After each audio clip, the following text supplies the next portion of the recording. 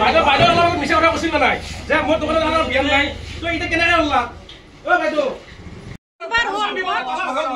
তালা ভাঙি দিয়ক কি আছে তালা ভাঙি দিছ ওই কোন এই সবি বাবু তালা খুলি দিয়ক ভাঙি দিয়ক আমি ভাঙিম তালা ভাঙিব না চাবি দিয়ক ওলাম না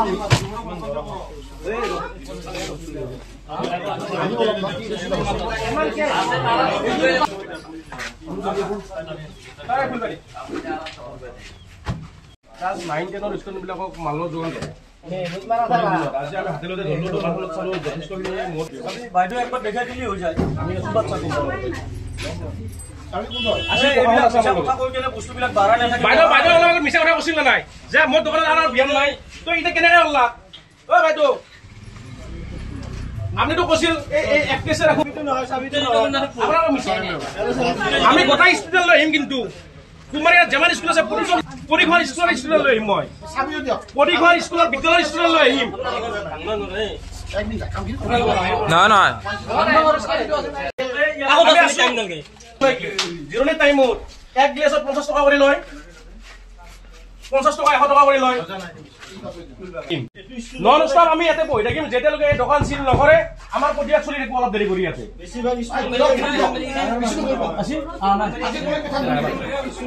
আমি ইয়াতে প্ৰতিবাদ কৰিম আমি সম্পূৰ্ণৰূপে ইয়াত বহি থাকিম আমি নন স্টপ বহিম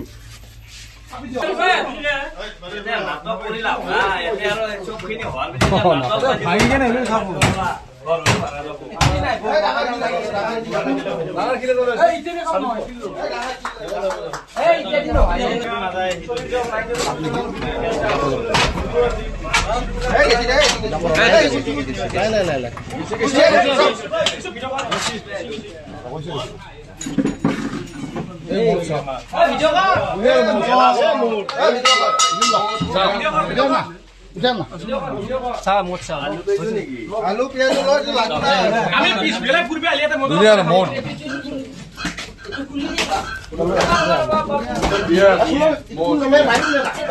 গেলা নাকি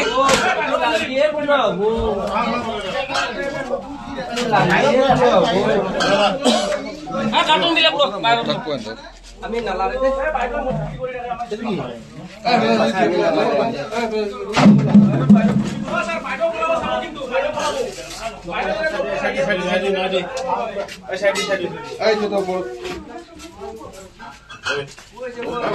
ইন্ডিয়ান মাল ফটো মাৰ আৰু ভিডিঅ' কৰি ভিডিঅ'টো হেৰি কৰিব লাগিব আপোনালোকে ভিডিঅ'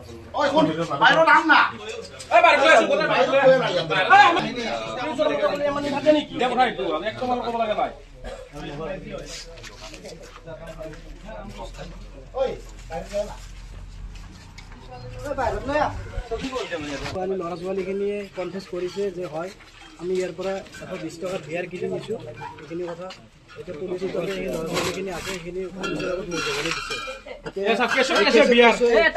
যাবলৈ দিছে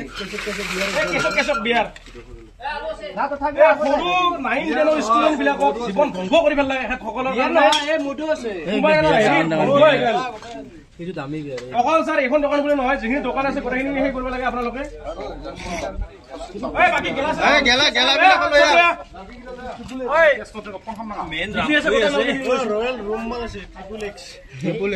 আমি ভাতি পেলাই যদি ইয়াতে কেতিয়াবা ফুৰিব হয় এইফালে আমি দেখা পাওঁ ষ্টুডেণ্ট টিউচনক আহে ইয়াতে মদৰ আড্ডা এতিয়া শিখৰৰ পৰাই গোটেইখিনি যিখিনি অসামাজিক কাৰ্যকলাপ গোটেইখিনি এইখন দোকানত চলে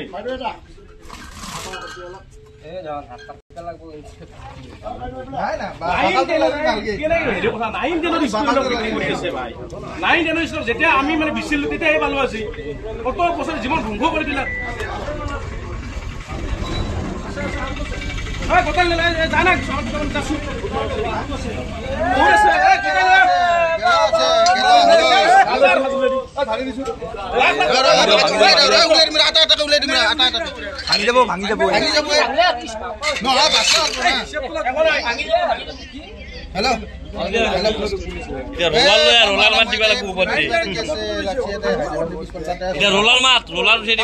মাছুল ৰিচিভ কৰা নাই ৰোলাৰ উঠি দিব লাগিব এতিয়া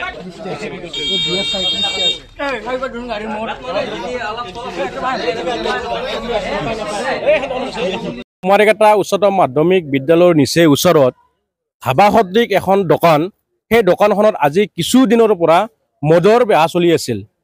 স্থায়ী ৰাইজৰ অভিযোগ অনুসৰি আমি আজি গম পালোঁ যে তাত অবৈধভাৱে মদ বিক্ৰী কৰি আছিল।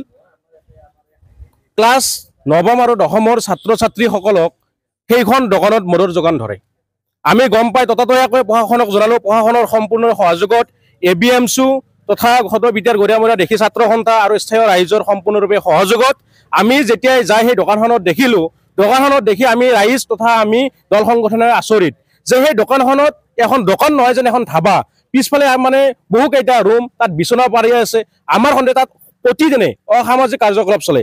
তাত আমি জনামতে যিবিলাক ল'ৰাই বা ছোৱালীয়ে ক্ৰয় কৰে, তেওঁলোক যেতিয়া আমি লগ কৰিলোঁ, তেওঁলোকক যেতিয়া সুধিলোঁ, তেওঁলোকে কয় তাত ভাং মদ আদি যিখিনি সমাজৰ লগত মানে ক্ষতিকাৰক বস্তু সেইখিনি তেখেতসকলে চলাই আছে। এতিয়া আমাৰ প্ৰশ্নটো হ'ল যে কুমাৰীকেইটা আৰক্ষী চকীৰ নিচেই ওচৰত, কুমাৰীকেইটা উচ্চতম মাধ্যমিক বিদ্যালয়ৰ ওচৰত কেনেকৈ মুকলিকৈ মদৰ দোকান মানে মুকলিভাৱে মানে বিক্ৰী কৰি থাকিব পাৰে, এইটো আমাৰ প্ৰশ্ন। এইখিনি বস্তু কেনেকৈ পালে? প্ৰশাসনে এনেকুৱা নেকি প্ৰশাসনে চকু মুজি আছিল যে ওচৰৰ মাধ্যমিক বিদ্যালয়ৰ সন্মুখত ছাত্ৰ ছাত্ৰীক জীৱন মানে বৰবাদ কৰি আছে, সেইখন বস্তু আজি প্ৰশাসনত নজৰ নপৰে। আমি চৰকাৰ তথা প্ৰশাসনক দাবী উত্থাপন কৰিছোঁ, অতি কম সময়ৰ ভিতৰত সেই দোকানখন চিল কৰিব লাগিব। লগতে কুমাৰীকেইটা অঞ্চলত যিখিনি মানে মদৰ দোকান, য'ত ভাং মদ ড্ৰাগছ য'ত বিক্ৰী কৰি আছে, এইখিনি প্ৰশাসনক আমি দাবী উত্থাপন কৰিছোঁ, অতি কম সময়ৰ ভিতৰত এইখিনি উৎখাত কৰিব লাগে। আৰু যিখিনি ছাত্ৰ ছাত্ৰীক তেখেতসকলে ছাত্ৰ ছাত্ৰীৰ জীৱনক লৈ হেতালি খেলিলে, সেইখিনিৰ ওপৰত আমাৰ প্ৰতিত্তৰ লাগিব, ন্যায় বিচাৰ লাগিব। অন্যথা আমি ABMCU তথা সদৰ বিদ্যাৰ গৰিয়ামৰা দেখি ছাত্ৰ সন্থা বা স্থায়ী ৰাইজৰ সম্পূৰ্ণৰূপে সহযোগত অহা কাইলৈ আমি ছাত্ৰ ছাত্ৰী ৰাইজৰ সহযোগত আমি প্ৰতিবাদী কাৰ্যসূচী হাতত ল'বলৈ বাধ্য হ'ম। হয়, আৰক্ষী আমি মাতি লৈ গৈছিলোঁ। আমি যেতিয়া গম পাইছিলোঁ, যেতিয়া আমি ষ্টুডেণ্টবিলাকৰ সন্দেহ উপজিল, আমি যেতিয়াই দেখিলোঁ ষ্টুডেণ্টে মানে তাৰ পৰা মদ ক্ৰয় কৰে, তেতিয়া আমি সন্দেহ উপজাত আমি স্থায়ী মানে আৰক্ষীক আমি জনালোঁ।